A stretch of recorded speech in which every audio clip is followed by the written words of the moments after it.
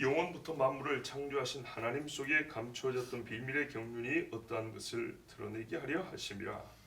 이는 이제 교회로 말미암아 하늘에 있는 통치자들과 권세자들에게 하나님의 각종 지혜를 알게 하려 하심이니 곧 영원부터 우리 주 그리스도 예수 안에서 예정하신 뜻대로 하신 것이라.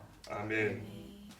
2장 14절부터 보시면 우리가 익히 들었던 주제가 있습니다.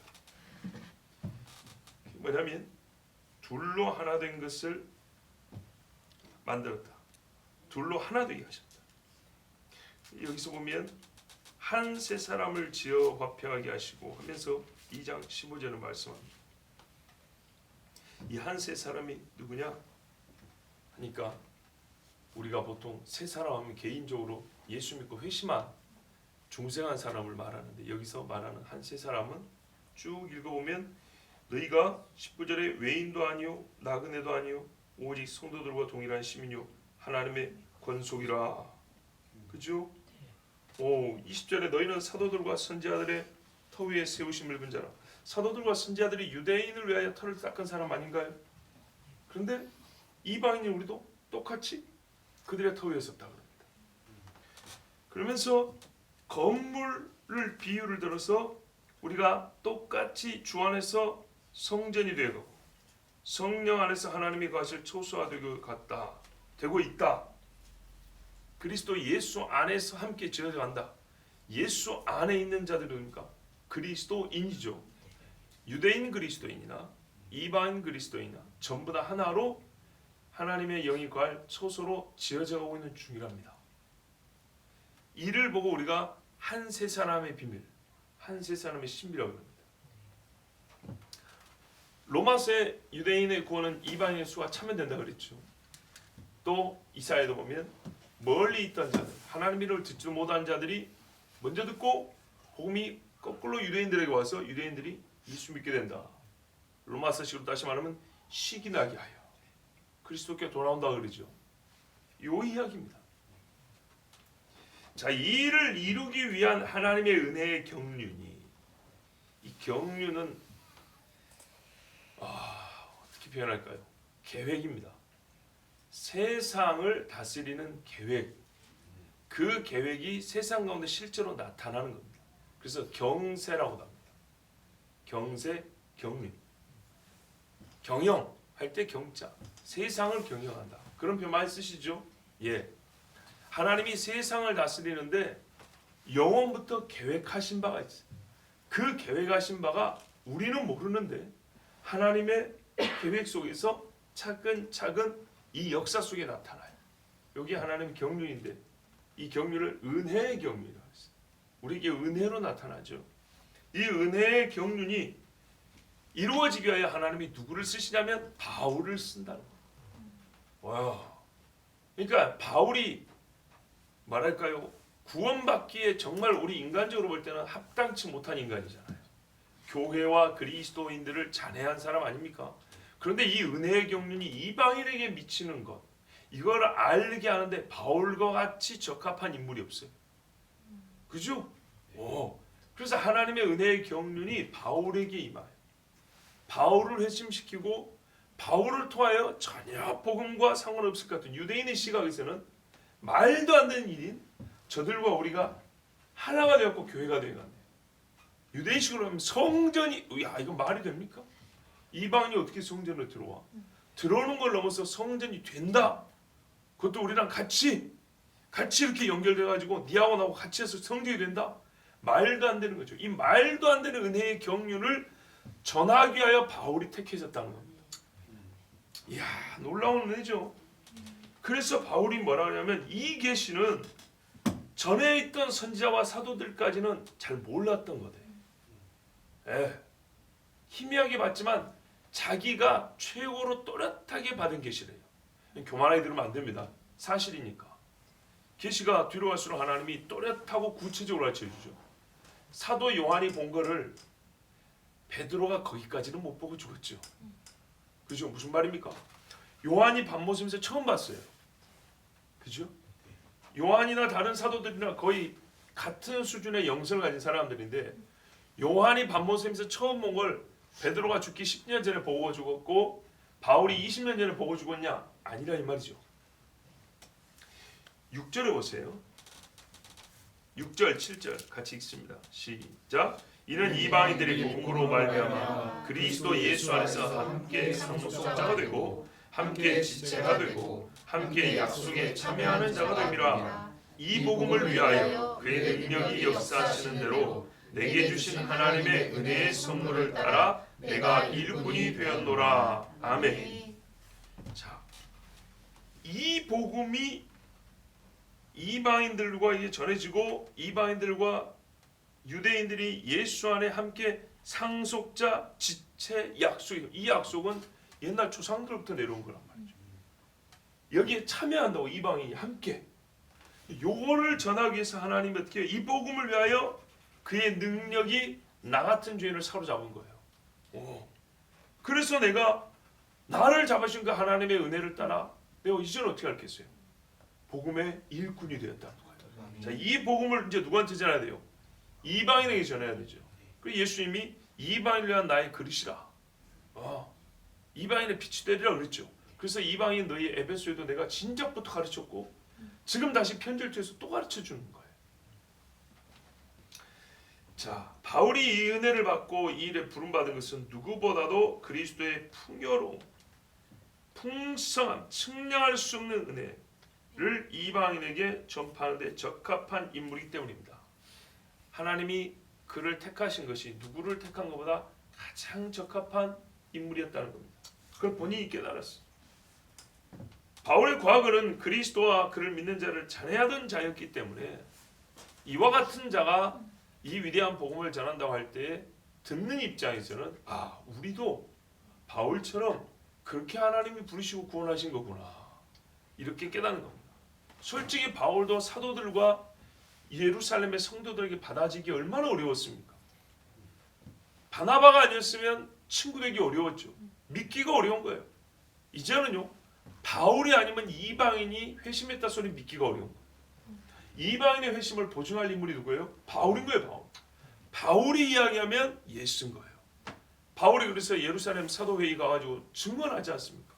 내가 이렇게 선교를 했더니 이렇게 우리가 똑같이 성령을 받더라. 사람들 쉽게 안 믿어요. 그때 베드로가 한마디 거들죠. 나도 경험한 일이요. 고넬료 집에서. 그래서 이 두 사도의 증언으로 말미암아 예루살렘 교회는 이방인에게도 우리와 똑같은 하나님의 은혜의 복음이 증거됐다는 것을 인정하게 됩니다. 공식적으로. 자, 이 일을 위하여 바울이 쓰임을 받고 있습니다. 이어서 9절 말씀입니다. 또 예수 그리스도를 통하여, 우리 번역은 좀 다른 번역인데요. 제가 읽어드릴게요. 또 예수 그리스도를 통하여 만물을 창조하신 하나님 안에서 세상이 시작될 때부터 감춰져 왔던 신비의 교제가 무엇인지 모든 사람에게 알게 하려는 것이니. 자, 이 영원부터 창조하신 하나님 속에 감추었던 비밀의 경륜이 어떠한 것을 드러내게 하려 하심이라. 우리 번역이 이렇게 되어 있습니다. 자, 이 일은 하나님의 마음속에 영원부터 있었던 거라. 영원부터. 자, 이게 중요합니다. 이제 시간차를 보세요. 계획하신 하나님은 영원하신 존재이기 때문에 영원부터 이 일이 마음속에 있었지만 이 일이 역사 속에 일어나는 그때는 분명히 시간이 정해진 것이고 그때에 이르기 전에 하나님은 항상 그의 종들을 통하여 말씀하시기 때문에 순차적으로 이때의 신비를 받은 종들이 차근차근 외쳤단 말이죠. 근데 그 맨 끄트머리에 있는 사람이 바울이었다는 겁니다. 그래서 자기가 받은 계시가 최종적인, 그 뒤로는 아예 없다는 게 아니라 너희 에베소의 교인들에게 전할 정도로 확실하고 분명한 계시다. 그래서 나타나는 건 뭐냐? 우리가 구원받을 사람이구나 뿐만 아니라 일이 영원부터 하나님 속에 있었구나. 하나님이 중간에 계획이 바뀐 거라든지 없던 사랑이 중간에 생겨가지고 우리 같은 사람에게도 호의를 베풀었다. 이게 아니고 본래 이게 하나님의 속성과 그 속성에 따른 처음부터 가지고 있던 계획이었구나. 이것을 우리가 깨닫게 된다는 겁니다. 즉 하나님에 대한 이해를 세상 모든 믿는 자가 동일하게 가질 수 있도록 바울을 통해 하나님은 드러내 주셨습니다. 자, 이제부터 또 다른 신비가 있습니다. 10절 말씀인데요. 같이 읽습니다. 이는 이제 교회로 말미암아 하늘에 있는 통치자들과 권세들에게 하나님의 각종 지혜를 알게 하려 하심이니. 자, 여러분, 이 말씀 한번 해석해 보십시오.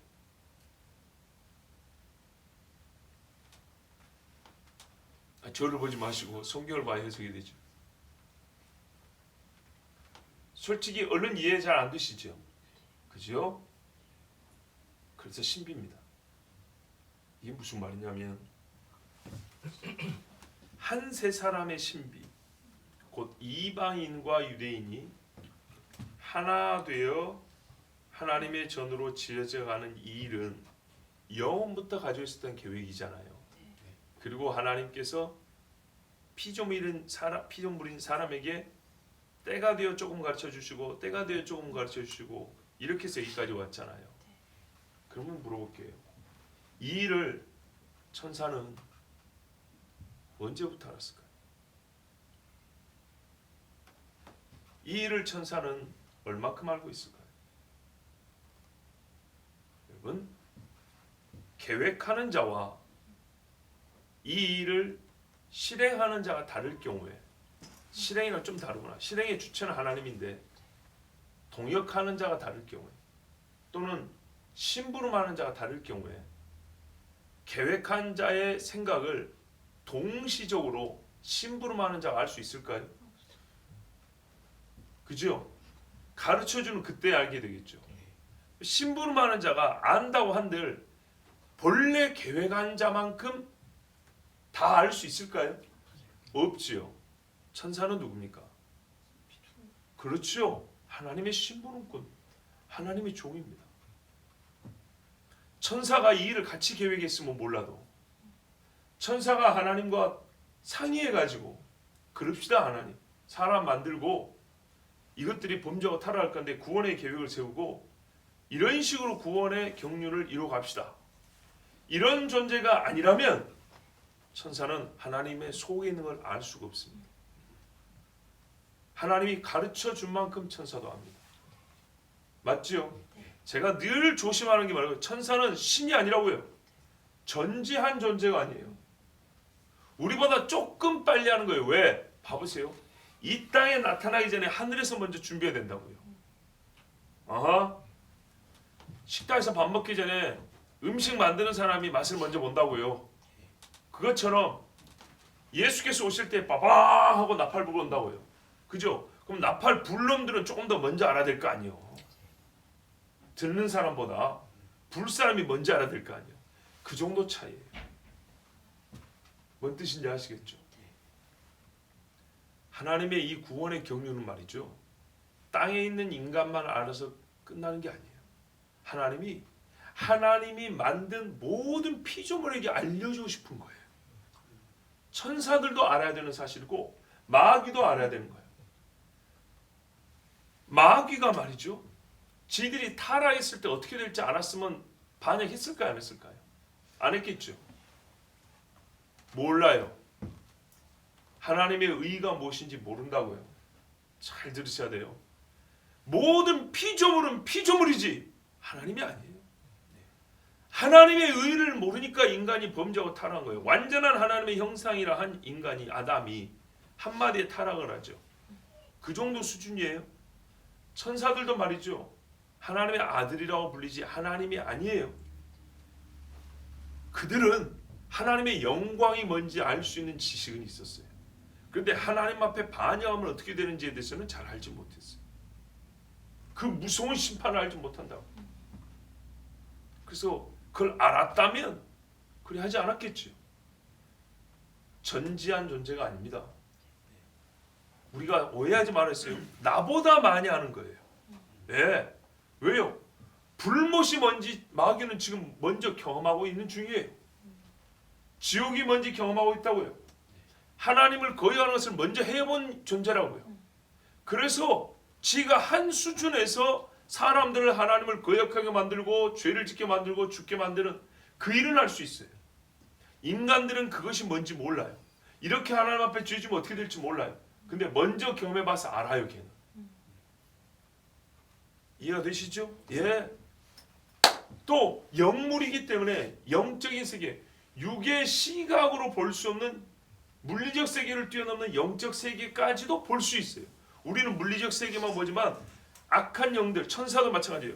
이 물리적 세계와 즉 여기 스피커 있고 여기 카메라 있고 여기 우리 앉아 있는 것까지 볼 수 있고 거기다가 그들의 세계 또 볼 수 있어요. 우리는 우리끼리 보지만은 그들의 세계를 못 봐요. 가끔 하나님이 눈을 열어줘야 보죠. 여호와여 저 게하시의 눈을 여사 천군 천사가 두르고 있는 걸 보게 하옵소서. 요래야 우리는 본다고요. 근데 두르고 있는 천군 천사는 지금 엘리사가 보여요, 안 보여요? 보이죠. 아람 군대 보일까요, 안 보일까요? 보이죠. 걔들은 우리 다 보고 있어요. 이 차이가 한 가지 것 같아도 엄청나게 큰 차이입니다. 소위 투명인간 아시지 않아요? 예, 보이지만 않아도 어마어마한 차이가 나죠. 바로 이 차이 때문에 우리는 마치 천사나 마귀를 전지한 존재로 착각을 하는 경우가 있는데 절대로 그러면 안 됩니다. 환상을 보여주고 계시를 해주니까 사도 요한조차도 천사한테 절하려고 그랬어요. 이런 성향이 우리에게 다 있어요. 천사에게 절하지 마세요. 천사가 뭐래요? 나도 너와 같은 종이라고 그랬어요.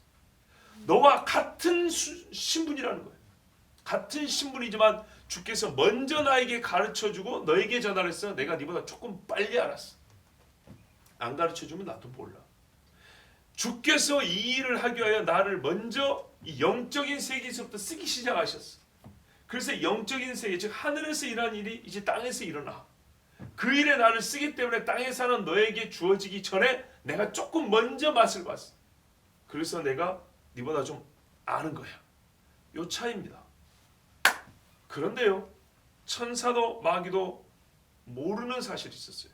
그게 뭐냐면 하나님이 도대체 이 타락하고 범죄한 인간들을 어떻게 구원하실지 그거를 다 알지를 못해요.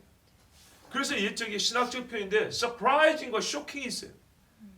매우 평범한 영어죠. surprising은 놀라는 것이고 shocking은 충격이잖아요. 이걸 어디다 적용해야 어울리냐? 천사들이 아는 건 있었어요. 옛날에 선지자들에게 전화로 하는 말 들어보니까 누군가를 보낸다는 걸 알겠어. 천사도 뭐 나의 의로운 종이 어쩌고 다윗의 집에 가지가 나고 막 그래요. 그래서 천사들도 이 이야기를 전했기 때문에 야야 가지라는 사람이 나온대. 그 뭐지? 그 여자의 후손이 온다 그러고 또 뭐 다윗의 집에서 온대 그게. 야 베들레헴에서 태어난데 베들레헴. 자기들끼리도 막 이런다고요. 근데 그 의로운 종이라는 자가 하나님의 아들 우리의 주 하나님인 줄 몰랐어. 서프라이즈! 깜짝 놀래. 깜짝 놀래. 마귀들도 같은 레벨이죠. 저놈만 죽이면 돼. 쟤만 죽이면 끝나는 거야. 육을 입었잖아. 우리가 하나님을 죽일 수 있는 유일한 길은 그가 육을 입고 있을 때야. 봐봐. 육체를 가진 놈들 다 죽으면 우리 밑으로 들어오자. 육을 치면 돼. 육을 치면 끝날 줄 알았죠. 그러니까 가룟 유다 속에 들어가서 육을 쳤죠. 근데 부활하셔버렸네. 쇼킹이죠. 서프라이징과 쇼킹을 성경에서 가장 훌륭하게 매칭시킬 수 있는 예수님의 육체로 오신 성육신 탄생과 부활이 부활. 마찬가지예요. 천사들도 다 몰라요. 저 유대인들 어떻게 구원하시지? 선지자를 통하여 수없이 반복을 하셨더만.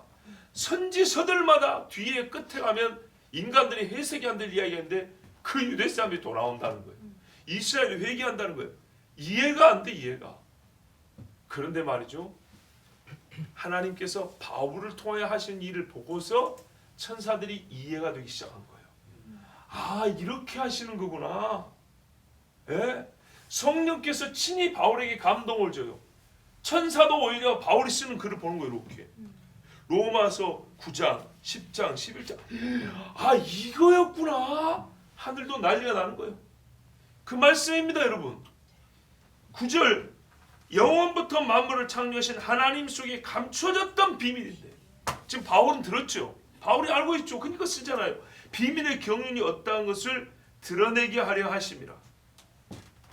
근데 이것이 어디다가요? 10절. 이는 이제 교회로 말미암아 하늘에 있는 통치자들과 권세들에게 하나님의 각종 지혜를 알게 하려 하심이니 그 여러분 진리는 하나인데 진리의 폭은 엄청 넓은 거예요.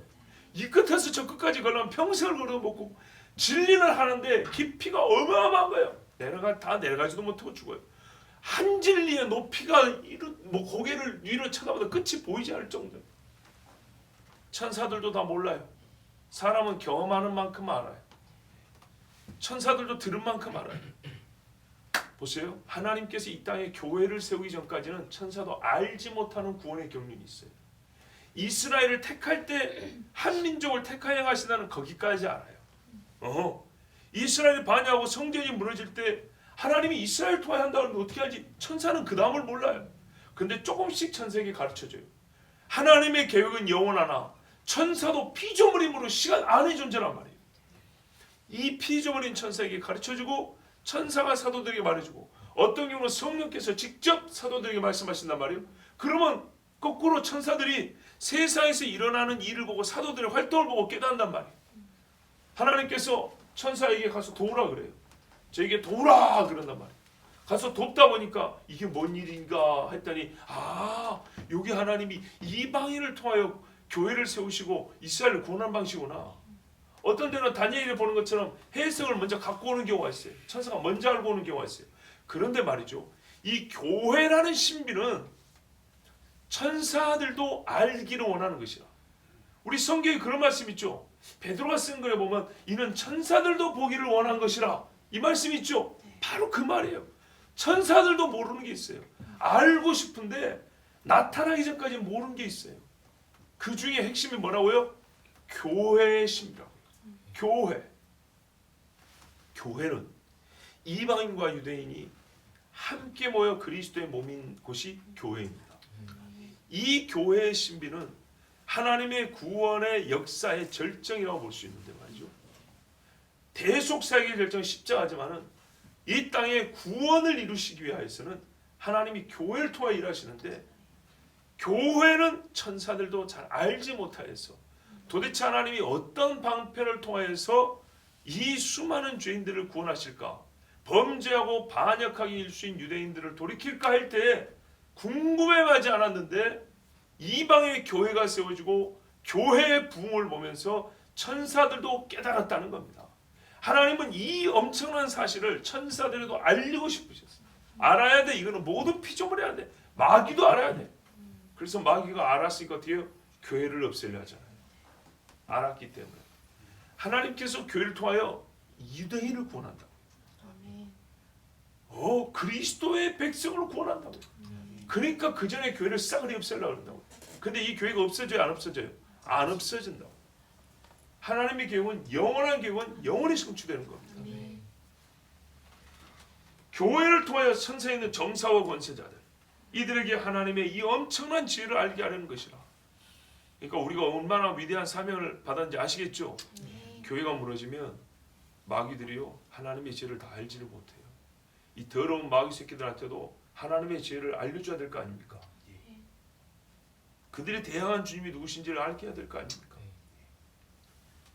11절, 곧 영원부터 우리 주 그리스도 예수 안에서 예지하신 뜻대로 하신 것이라. 아멘.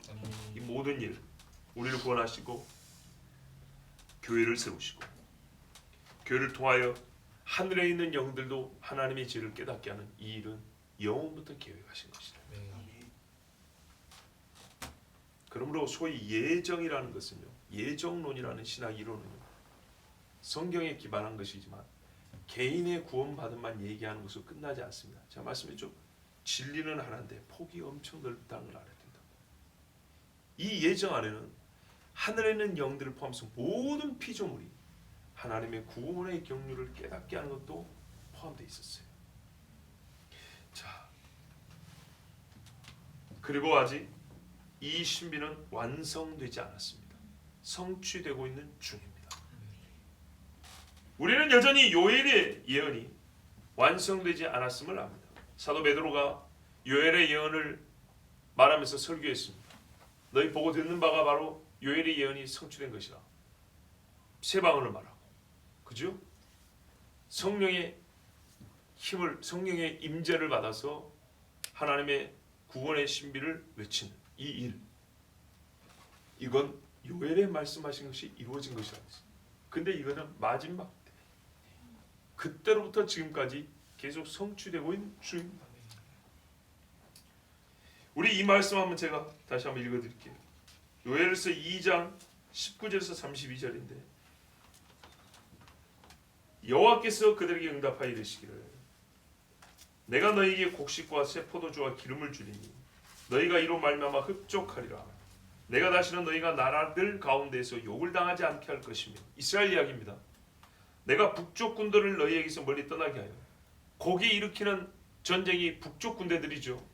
그리고 일부 남쪽 군대들 떠나게 하여 메마르고 적막한 땅으로 쫓아내리니 그 앞에 부대는 동해로 그 뒤에 부대는 서해로 들어갈 것이라. 예, 감람산에 큰 지진이 나서 동서로 갈라진다 했습니다. 상한 냄새가 일어나고 악취가 오르니, 왜? 사람 썩는 냄새죠. 이는 큰 일을 행하였습니다 하시리라. 누가요? 하나님께서 이스라엘을 위하여. 땅이여 두려워하지 말고 기뻐하며 즐거워할지어다. 여호와께서 큰 일을 행하셨음이로다. 들짐승들아 두려워하지 말지어다. 들의 풀이 싹이 나며 나무가 열매를 맺으며 무화과 나무와 포도나무가 다 힘을 내는도다. 시온의 자녀들아, 아하, 누가 기뻐해야 될지 아시겠죠? 이 사람들이 주어지는 복입니다.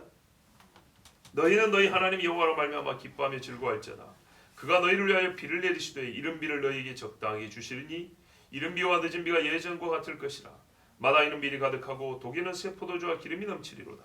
내가 전에 너희에게 보낸 큰 군대 곧 메뚜기와 느치와 황충과 팥중이가 먹은 횟수대로 너희에게 갚아주리니 너희는 먹되 풍족히 먹고 너희에게 놀라운 일을 행하신 너희 하나님 여호와 이름을 찬송할 것이라.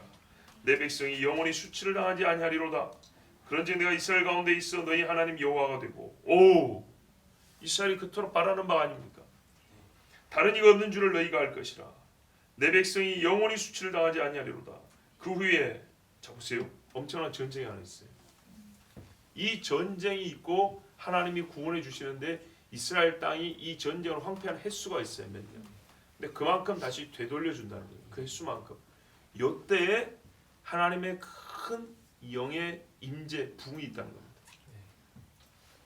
그 후에 내가 내 영을 만민에게 부어주리니 너희 자녀들이 장래일을 말할 것이며 너희 늙은이는 꿈을 꾸며 너희 젊은이는 이상을 볼 것이며 그때 내가 또 내 영을 남종과 여종에게 부어줄 것이며 내가 이적을 하늘과 땅에 베풀리니 곧 피와 불과 연기 기둥이라.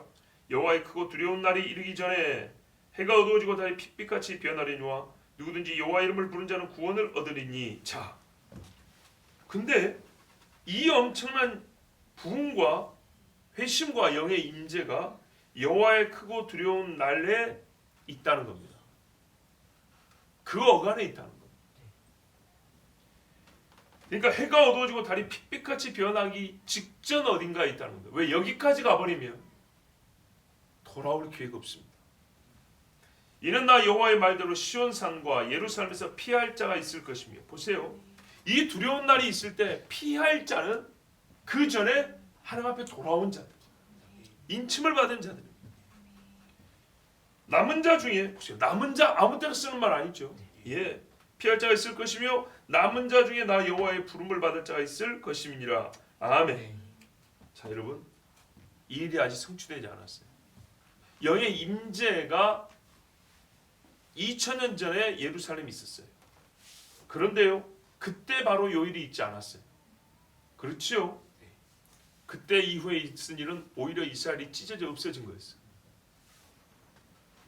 이 이야기는 구약의 성경은 예수님의 초림과 재림의 예언이 함께 있다 그랬고, 또한 그 중간에 있을 일이 구체적으로 이거는 어느 때 이렇게 우리가 시기를 나누기 어려울 정도로 하는 일련의 사건으로 이렇게 주어진다 했어요. 그리고 부분은, 전체 중에 부분은 그때 성취되고 남은 부분은 이때 성취되고, 또는 어떤 경우는 전에 성취된 것이 반복하여 이때 다시 성취되고. 그래서 예언을 해석할 때는 주의해서 봐야 되는데, 이 말씀은 일부가 그때 성취되고 많은 부분이 아직 남아있는 말씀입니다. 그런데 이걸 어떻게 우리가 확신하냐? 성령의 임재가 아직 거두어지지 않았기 때문입니다. 내려오신 성령이 하시지 않았다고요. 분명히 이는 이스라엘에게 장차 있을 일입니다. 자, 그런데 그 이스라엘의 복음을 누가 전하죠? 이방인이 전하죠. 아직 더 가야 됩니다. 더 외쳐야 합니다. 지금 무슨 말이냐?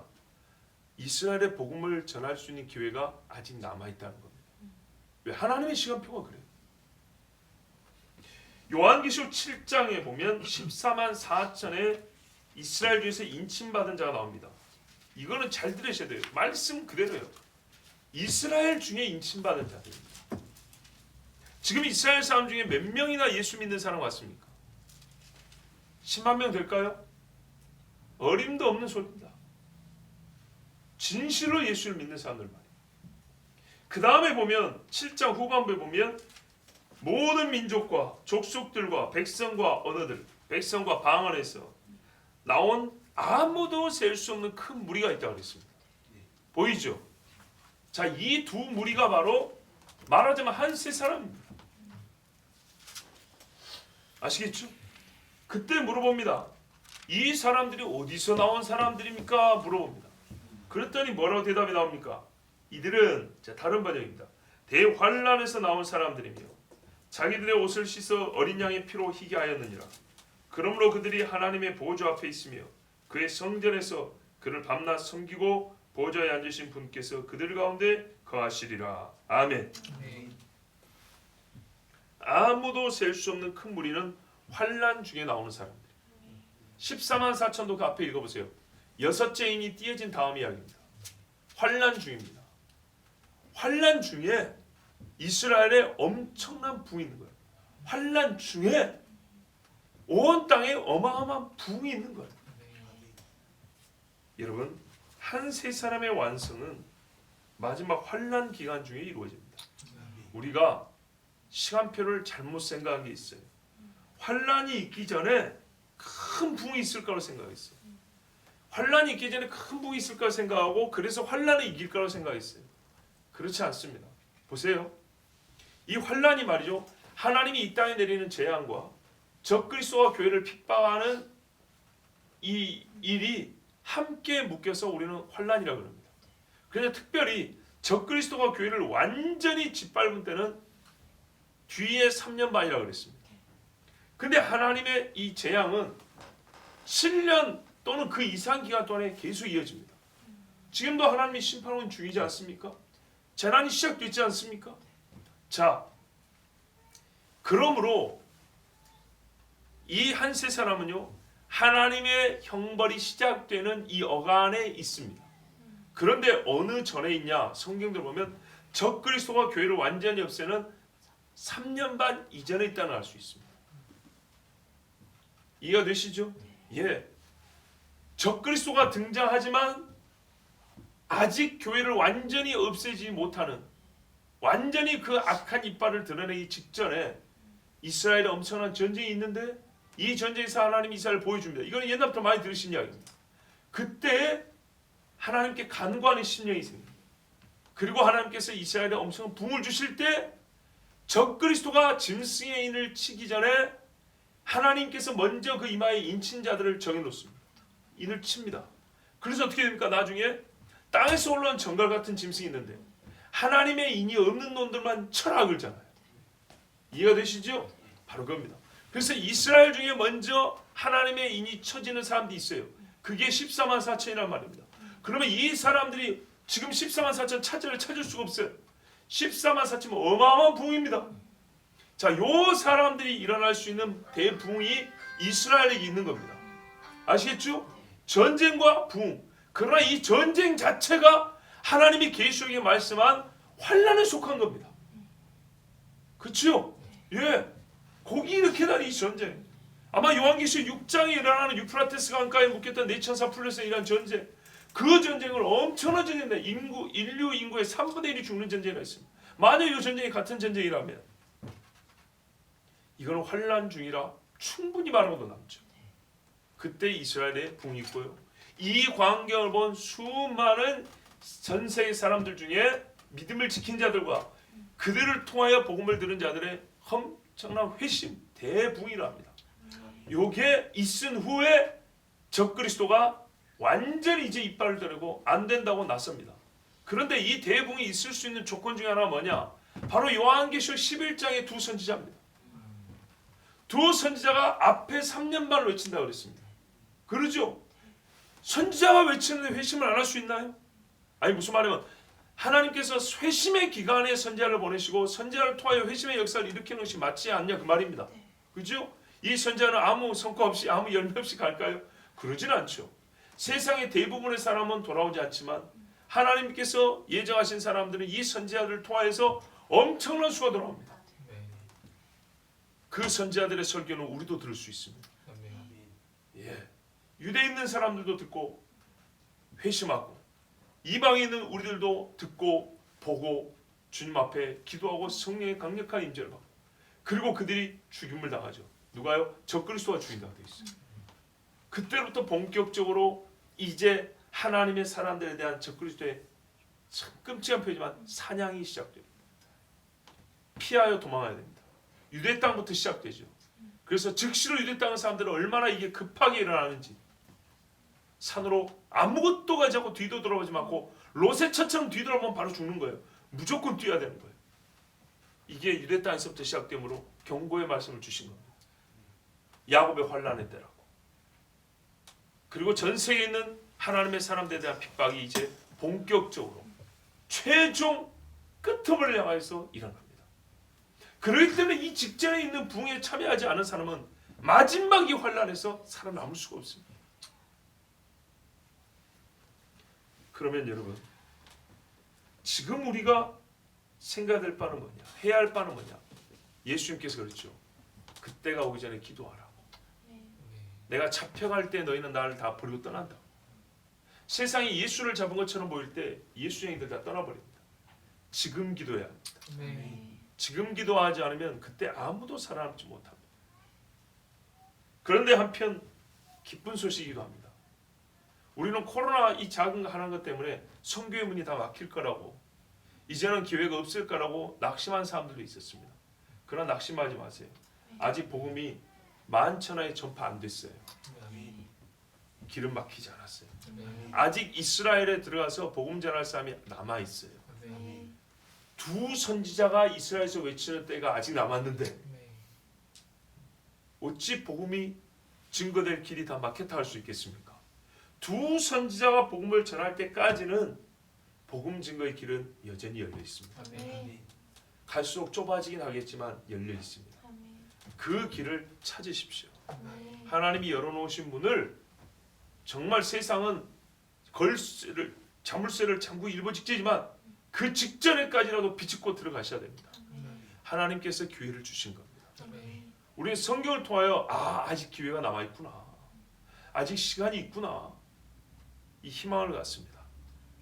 두 선지자가 죽임을 당하기 전까지 그들이 선지자 노릇을 할 수 있는 기회가 주어진다면 우리 역시 복음 증거자의 사명을 감당할 수 있는 시간도 주어진 것입니다. 교회요, 성도요, 목회자와 선교사 여러분, 하나님께서 사실 오늘 증거하라고 주신 말씀은 사사기였습니다. 사사기 증거한 지 너무 오래돼서 사사기를 증거하라고 했는데 희한하게 지난주도 그렇고 오늘도 그렇고 목요일 예배는 엄청나게 잠이 안 드는 희한한 영적 부담이 있습니다. 근심이 아니고요. 잠이 안 들어요. 그 와중에 하나님께서 감동을 더해주셨습니다. 우리 가정예배와 더불어 감동을 주셔서 이 새벽쯤에 아침에 온 분들한테는 에베소서 말씀을 전해야 되겠다 확정을 했습니다. 그러고 보니 여기 계신 분들이 다 목회자요, 선교사요, 선교사의 동역자들이요. 다 그런 사람들만 모인 거예요. 그래서 이 말씀이 하나님이 우리에게 주신 말씀 맞구나 확신이 들었습니다. 여러분의 사명이 남아 있습니다. 사명을 수행할 날도 아직 남아 있음을 잊지 마십시오. 하나님은 남은 믿음의 사람들을 통하여 마지막 부흥을 일으키실 겁니다. 이것은 영원전부터 계획된 일입니다. 다만 이 일이요 평안할 때가 아니라 환난 때라는 것입니다. 그래서 연약한 자들은 환난의 때에 견디지 못하고 부흥을 맛보지 못합니다. 그러나 지금 기도하고 준비한 사람들은 오히려 환난 때에 큰 큰 부흥을 맛볼 것이고 하나님 앞에 정말 부흥의 중심에 있는 사람으로 쓰임 받을 것입니다. 사도 바울이 언제 예수 믿었는지 보세요. 그가 예수 믿는 사람을 죽일 때죠. 말 그대로 초대교회 환란 때입니다. 그때 온 교회가 흩어졌지 않습니까? 초대교회 환란의 때에 부름받은 자가 사도 바울이고 그 환란의 때에 빛을 발하는 자가 사도 바울이다. 환란 중에 믿음의 인내를 가진 자들에게 주의 영을 부어주사 하늘의 비밀을 말하게 할 것입니다. 우리가 포기하면 이 비밀은 하늘의 정사도 깨닫지 못하고 끝나버립니다. 하늘에 있는 권세와 하나님의 지혜를 보지 못하게 됩니다. 교회가 스스로 무너지면 하나님의 구원의 경륜과 영원한 의를 악한 영들이 멸시하게 될 것입니다.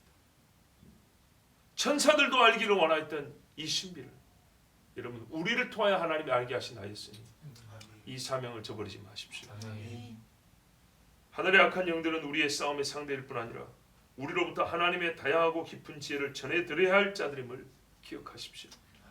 그러므로 주의 사자들, 어린 양 주 예수 피로 씻음받은 종 여러분, 하나님을 아는 일에 힘써 더욱 강해지십시오. 다니엘 11장 32절. 이게 우리의 마지막 부흥을 준비하는 자들이 들어야 될 말씀입니다. 깨달은 진리를 가르치며 성도의 권세와 무너지기까지 싸우십시오. 다니엘 11장 33절. 분별력을 가지고 여러 사람을 정결케 하는데 수고를 다하십시오. 다니엘 11장 35절. 주의 날이 임하기를 간절히 사모하며 베드로서 3장 12절 말씀.